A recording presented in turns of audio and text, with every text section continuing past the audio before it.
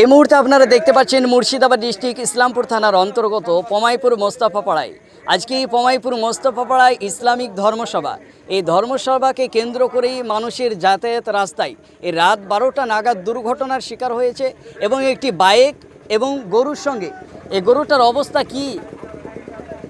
এই গরু খাম হয়ে গেছে, গরুর অবস্থা খুব খারাপ একটি বাইকের সঙ্গে। এবং কি করে এই দুর্ঘটনার শিকার হলো, এই বাইক দুর্ঘটনার শিকার হয়েছে সেটা আমরা জেনে নেব গরুর মালিক যিনি রয়েছে তেনার কাছ থেকে। আসসালামু আলাইকুম। ওয়ালাইকুম সালাম। আচ্ছা, আপনার এই যে গরু কি করে হয়েছে? অ্যাক্সিডেন্ট করে হয়েছে।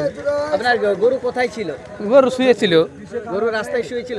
আচ্ছা, রাত 12টা বেজে গেছে, এই গভীর রাত। আপনি কি আপনার গরুর যে জায়গা সেখানে আপনি নিয়ে যাননি? পানি হলে লিয়া যায়। পানি হলে নিয়ে যান, বাদ বাকি রাস্তাতেই থাকে। এটা তো অন্যায়, রাস্তায় কেন গরু রাখবেন?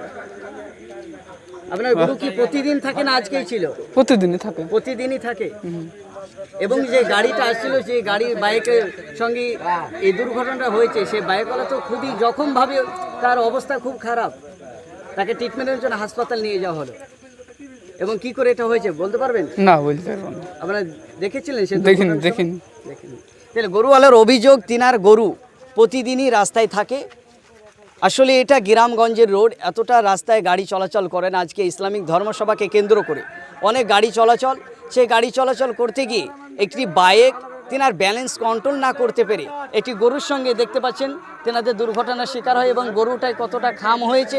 এবং যে বাইক চালাচ্ছিল, বাইক চালক তিনিও জখমভাবে আহত হয়েছে, তেনাকে হাসপাতাল নিয়ে যাওয়া হয়েছে।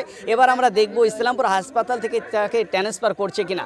জখমভাবে তিনি আহত হয়েছে।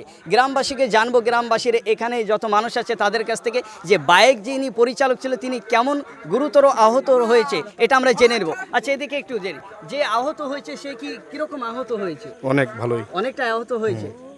কি সম্ভাবনা রয়েছে ইসলামপুর হাসপাতালে তাকে রাখবে? ওরকম সম্ভাবনা রয়েছে, ট্রান্সফার করার সম্ভাবনা রয়েছে। জি অনেকটাই তাহলে ক্ষয়ক্ষতির সম্মুখীন হয়েছে। অনেকটাই ক্ষয়ক্ষতির সম্মুখীন হয়েছে। আচ্ছা,